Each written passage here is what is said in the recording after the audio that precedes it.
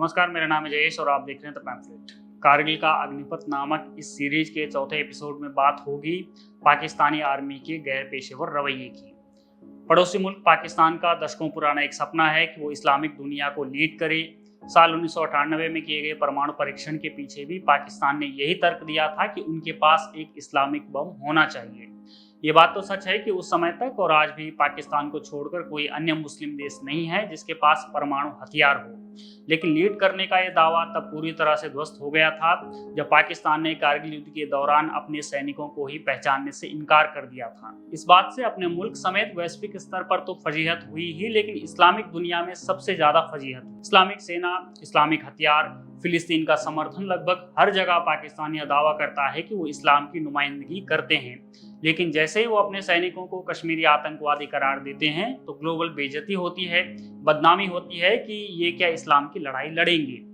कारगिल के दौरान पाकिस्तान की सेना ने कई तरह के प्रोपेगेंडा रचे, लेकिन ये गैर पेशेवर रवैया सभी प्रोपेगेंडा पर भारी पड़ गया।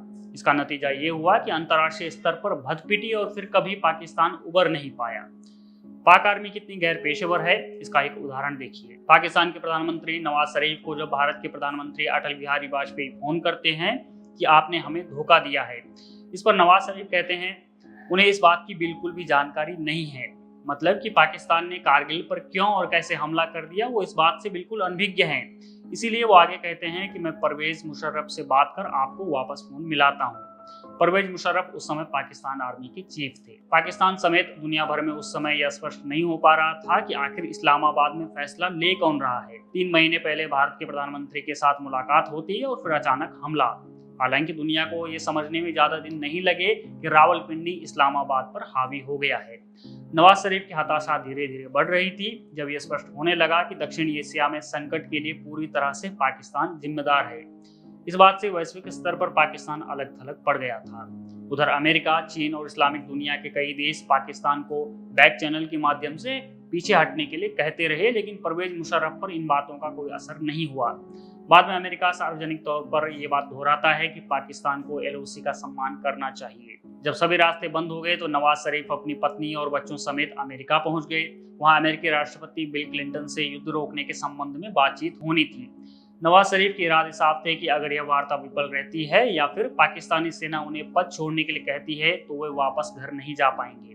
हालांकि पाकिस्तान आर्मी ने हार मान ली और LOC से पीछे हट गई, लेकिन उस हमले से अमेरिका से दशकों पुरानी दोस्ती में दरार पड़ गई।